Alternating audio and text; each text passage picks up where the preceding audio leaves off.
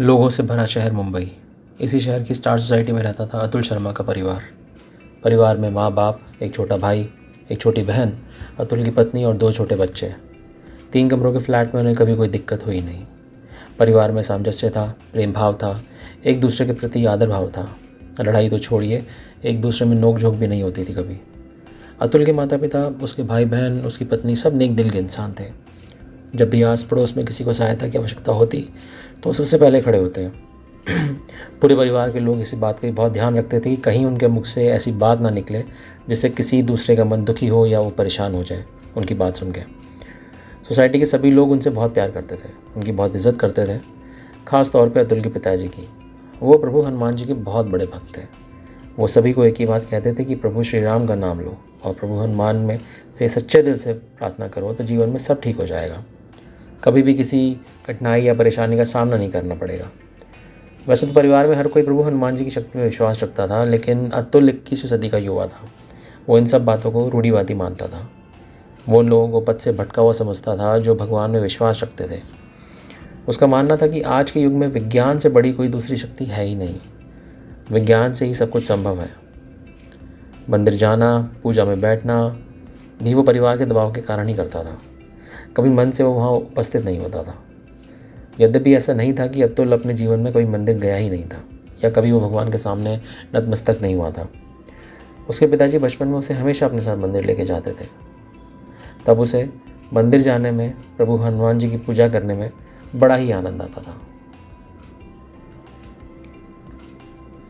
पर जैसे जैसे अतुल बड़ा हुआ, कमाने लगा, नए समय के लोगों से मिलने लगा, तो उसका विश्वास इन सब बातों पर से, भगवान पर से उठने लगा।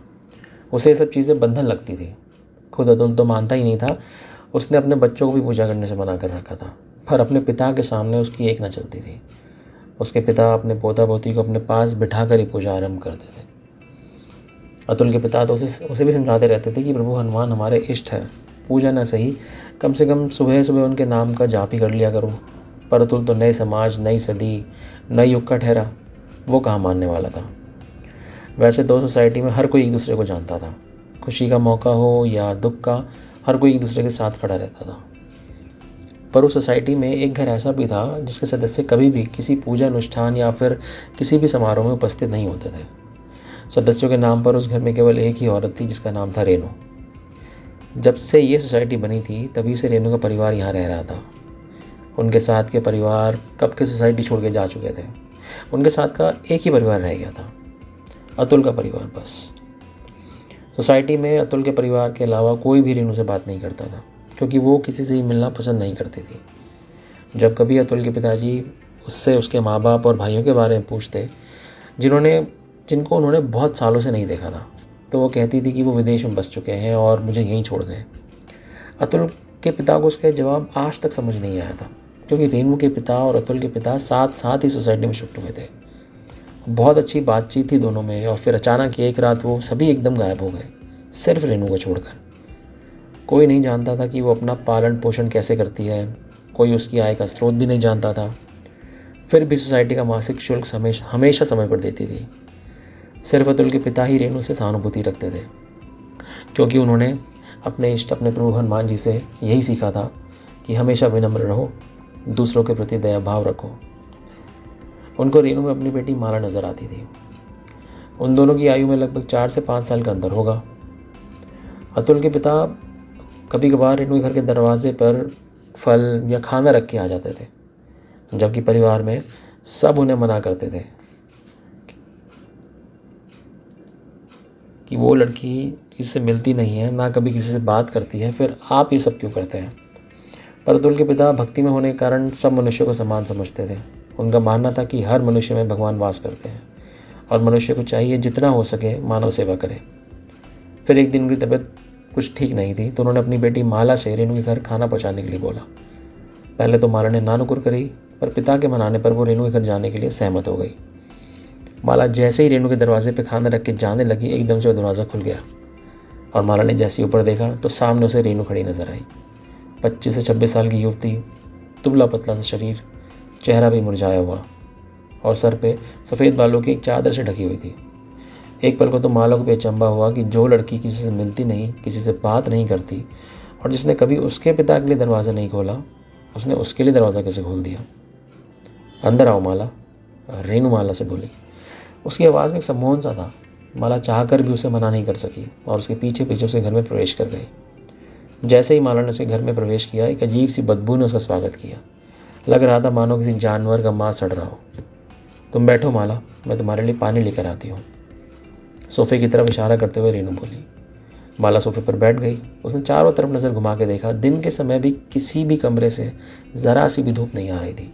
ऐसा लग रहा था मानो कोई रोशनी को रोकने का प्रयास कर रहा हो। बहुत पुराना जर्जर हो चुका फ्लैट था। फर्नीचर ही पुराने समय का लग रहा था। तभी माला की दूसरे कमरे में नज़र गई तो उसने देखा कि 4 बड़े बड़े बक्से उस कमरे में रखे थे। माला को वहाँ कुछ ठीक नहीं लग रहा था। वो जितना जल्दी हो सके वहाँ से निकल जाना चाहती थी। वो ये सब सोच ही रही थी कि इतने में रेनू वहाँ पानी का गिलास लेकर आ गई। माला ने जैसे ही वो पानी पिया, उसे पानी बहुत मीठा लगा और उसे आश्चर्य भी हुआ कि सोसाइटी में इतना मीठा पानी तो आता नहीं है, फिर इसके घर कैसे, जबकि इसके घर तो कोई पानी लेके भी नहीं आता।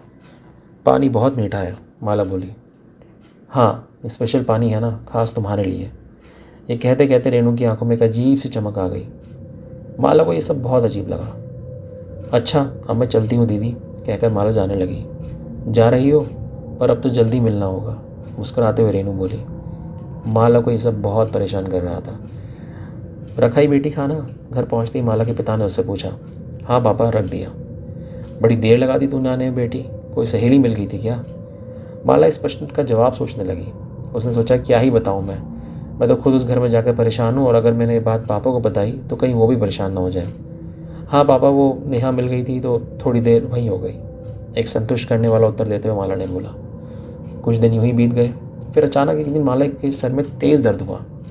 उसे ऐसा एहसास हुआ कि जैसे कोई उसके सर में बैठकर हथौड़े से प्रहार कर रहा है और उसके बाद उसे तेज़ बुखार आना शुरू हो गया।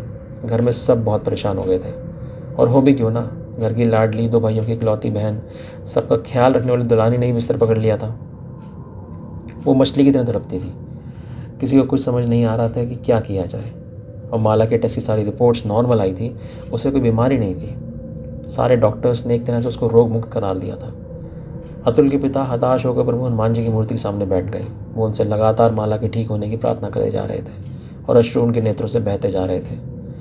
उनको प्रार्थना करते देख अतुल बोला, पापा, ये पूजा वूजा से कुछ होने वाला नहीं है। मैं जा रहा हूँ अपनी बहन के लिए कोई अच्छा डॉक्टर ढूंढने, आप ही यहीं बैठे रहिए। इतना कहकर अतुल घर के बाहर चला गया।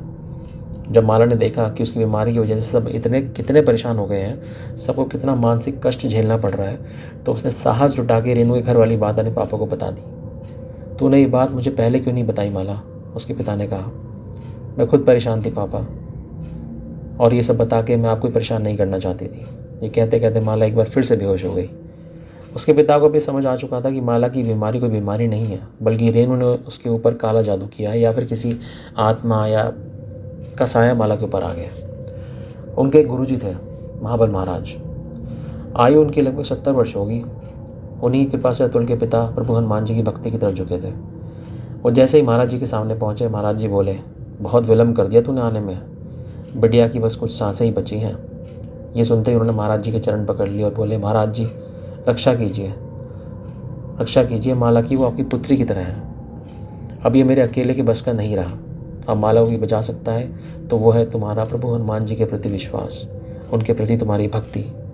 मैं भी यहाँ बैठ के यज्ञ करूँगा और तुम भी अपनी पूजा अर्चना करते रहना और अपने विश्वास और अपनी भक्ति को डगमगाने मत देना। और ये प्रभु हनुमान जी का पवित्र सिंदूर ले जाओ और अगर लगा सको तो इसको माला के मस्तक पर लगा देना। महाबल महाराज ने माला के पिता के हाथों में सिंदूर देते हुए कहा।